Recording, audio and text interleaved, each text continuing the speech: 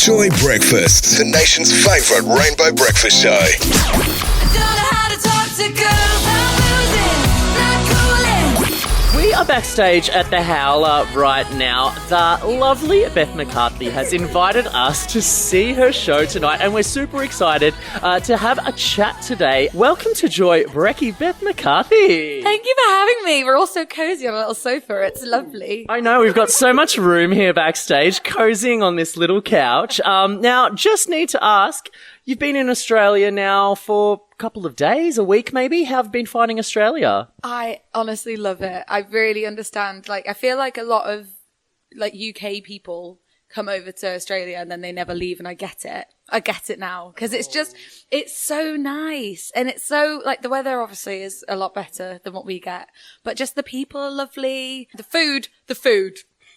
food I'm sold on. Everything else, whatever, but the food, it's just unreal. We've had the best brunches and the best coffees that we ever could have dreamed. So yeah, it's amazing. I love it here. Oh, that's awesome. And it's the same the other way, because a lot of Aussies make the trip and go over to London. I had a year in London when I was younger as well. So it definitely goes both ways. But then you came back. You came back, and that's the difference, right? We come to Australia, don't come back. You went for a year and you were like, that's enough for me. And that's the difference. That's it. It was enough a year in London for me, but yeah. Look, the tour is cheekily named I Don't Know How to Talk to Aussie Girls. Now that you've been here for a bit, how is that going? Do you now know how to talk to Aussie girls? I feel like I'm getting there. I got forced into a shoey at my Brisbane show, and I feel like that might have set me back a few steps. You know, once people have witnessed you drink out of a stranger's boot, may I add. I didn't go halves. People were like, why didn't you just do it out of your own shoe? But I was going to, and then they presented me with this sleigh cowboy boot. It was white with glittery pink stuff on it. And I was like, well, that's obviously what I'm doing. If my first ever shoey, hopefully my last, I had to do it out of the boot. It had to be done. I had actually seen that online. It was quite an epic boot. And yeah, I do have to apologise on behalf of my culture because, yeah, it's not great, but it is a bit of an Aussie rite of passage. But yeah, don't think you're going to be repeating a shoey in your lifetime? So I've said my bit now is I will do another shoey if you can beat the boot. Right? Oh. If you can beat the shoe that I did the shoey in, I'll do it. But if I don't get a better shoe than that sleigh cowboy boot, I'm not doing another one. I'm not putting another shoe near my mouth. Get away from me. Talking about Australian culture, we think that you're a chick magnet. And we're thinking about other Aussieisms that you may have heard.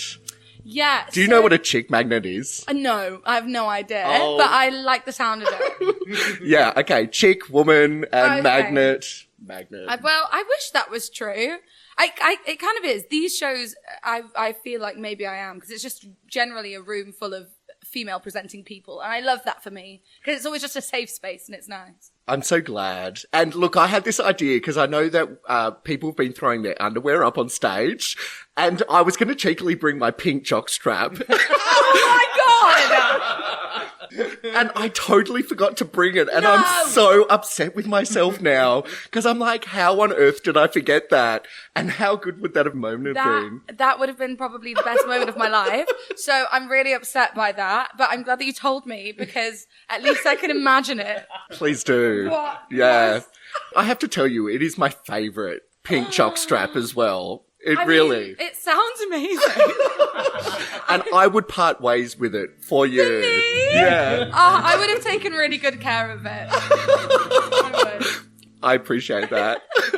So let's talk about Goodbye, because it has turned out to be this bi plus anthem, and we are loving it here in Australia. How did it come about? Honestly, I wrote a whole EP about girls, because I basically hadn't yet. I'm bi, and I spent my whole life singing about boys, and then I'd get onto a song that I wanted to write about a girl, and I'd be like, oh, I won't do pronouns there. So I was like, I'm going to do a whole, I was too nervous about it. And then I was like, you know what? I'm committing to it. I wrote I Don't Know How to Talk to Girls, the song. And I was like, okay, I'm writing a whole EP.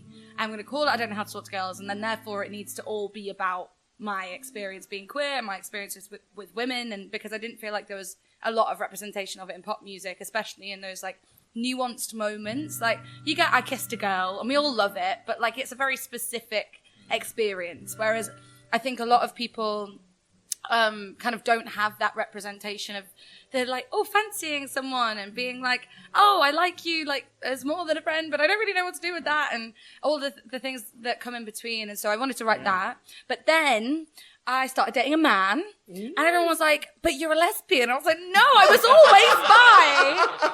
I'm a bi girly. And You heard it here first. yeah, you heard it here. And I kind of realized there's still a lot of biphobia and a lot of bi erasure like going on. It's either you're not gay enough to be gay, or you're too gay to be straight, and they're the kind of two things. And it felt like a lot of people just didn't understand it. And I think especially because I'm a very, I really embrace my queerness. I love queer culture. I love being queer. I love being around queer people. And so I think when you sit in that pocket, people kind of expect you to just be like a lesbian, or to fit their thing that they think you should be. And then when it kind of goes against it, I think there's a stereotype of a bi girl with a boyfriend, or a bi man. People, I feel so sorry for bi men and pan men, because they usually just get shoved into the gay pocket, and then it's like, well, you're just on your way to gay. And it's not that. There are so many bi and pan people in the world, and I kind of just wanted to take that head on, but like in a kind of fun way where people could dance to it. But I'm still saying something serious, but like in a fun way. So I was like, if I'm going to take on all the biphobic people, at least, make them want to dance to it. It'll be fine. Well, we really appreciate you sharing that song with us, and thank you. It is a beautiful song, and representation matters, so we bloody love it. Thank you so much. Joy Breakfast. All the big LGBTQI stories and interviews from around the nation and the world. Hi, this is Beth McCarthy, and you're on Joy Brecky with Brett, Tim, and Nige. Woo! I don't know how to talk to girls. I'm losing, not cooling. Now, Beth, as a queer artist, how important is queer representation in the music scene?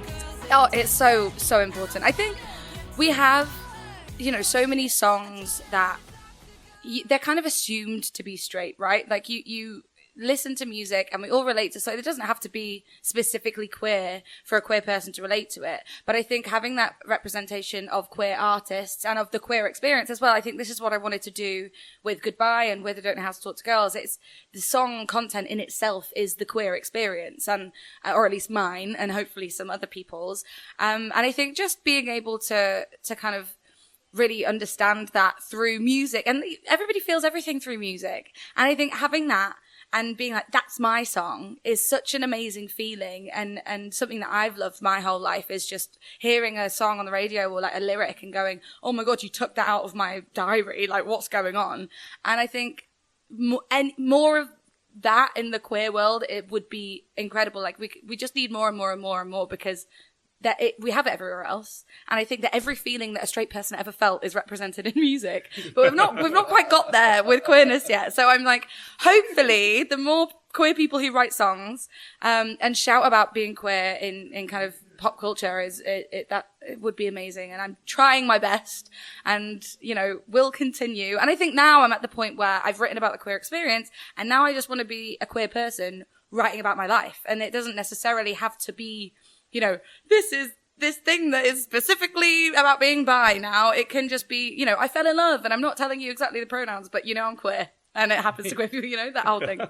Oh, we love that. Certainly being a queer radio station ourselves, representation is so important. Absolutely, yeah, for sure. And I think in all ways, in radio particularly, I think, it is definitely in the UK, it still feels very, queer. Can we say it? Can we even say queer? I actually worked on a radio station for a little while. And I remember being like, oh yeah, queer people. And they did this whole because at one point about 70 million years ago, queer was not a good word. And they're still sitting that nervousness to talk really openly about queer people and trans people and, everybody who just doesn't get a voice. And it feels like there's a nervousness, there's a willingness, but a nervousness. And I feel like people like you are doing the bit where it's like, we're not nervous, we're unapologetically just shouting about being queer, and I love that. I love that you mentioned that you worked at a radio station because this says a lot to me. We've been following your social media and it actually looks like you could do our job. Well, listen. No, I love presenting. I love like talking to people. I think that's my thing is, which is why I got so fortunate with my socials and, I obviously started doing my little interview series and speaking to people on the street and getting gay panic and all of that stuff. And I love it because I think people are so special and especially as well, queer people always have good stories. I'm sorry, they're always fun and they're always amazing. And I love like being able to talk to people and understand them. And I feel like that's what the world needs and loves as well. Once you start doing that, everybody watches it because it's great. Yes. And so it's like the presenting aspect of it is, it's just, you get to hear people's stories and meet new people and see how amazing the world is. And I think it's so cool. So yeah, I'd love to take your job. Thank you. And since being in Australia, what have you learnt chatting to people around the country? What have I learned? Well, number one, you're all very protective of your own place. That's what we've realised. Everyone we speak to in one place, they're like, oh, so where are you going? We're like, oh, we're going to blah, blah. It's like, oh, well, the people are weird there.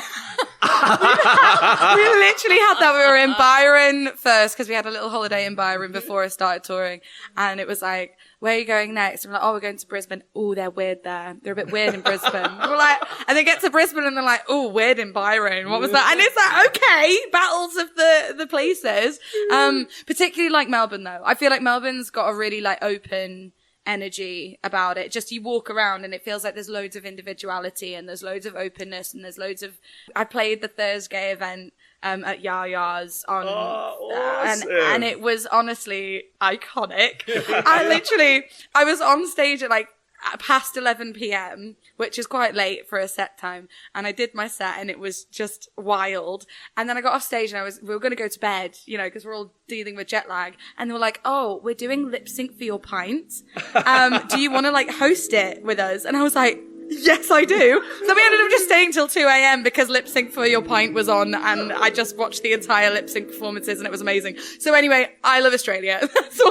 That's why. Oh, that's wonderful. Well, we love you. Thank you. Thank you so much. Oh. Look, we're not going to hold you up. I know you've got a show to do, so we are going to wrap this up. But what's coming up after this tour, after Australia, that we should look out for? Oh my gosh, so much coming up. There's my manager's in the background like, no, don't tell them. Literally, because I can say a little bit. Yeah, no, honestly, I feel like this tour is really, really nice for me because it kind of wraps up the Don't Know How to Talk to Girls era, because it's been going on a minute now. I've started releasing that EP quite a while ago, and it all kind of landed itself so nicely and in this little package.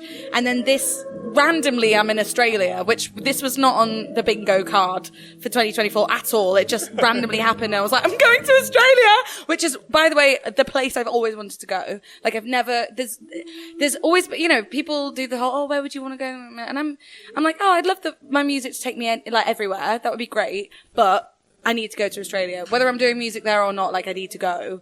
And so the fact that I've been able to come here with my music, and I think, the queer community has a lot to do with that. I think this year it was the first time I've properly been, as I say, unapologetic about my queerness in my music. And the community's just rallied behind me and been like, we've got you, and we're sending you to the other side of the world to go and sing these songs to those people as well who still have you. Like Brisbane is the first show. Obviously I did Yaya's, so it was a different vibe, but like it was the first headline show and the only one we've done so far. And then obviously there's here, and we go to Sydney, and Brisbane was the most magical show I've ever done. It was the best crowd I've ever played to. And so I'm really excited for tonight, and I'm really excited for Sydney as well, because we've got a lot to live up to, but I feel like it's good. And yeah, I think it just like is testament to how amazing the community are and how much they, support queer people, support queer people, and it's really magic when that happens. So this is nice because it wraps up that EP really nicely in that era, and then it's on to the next era. I'm singing a new song from the next era tonight. How exciting. Which is very exciting, and I'm so fun, and hopefully I'll be back here soon. That's what I want. I just want to come back to Australia. So, if anybody wants to see me again, just I don't know, tell someone and bring me back.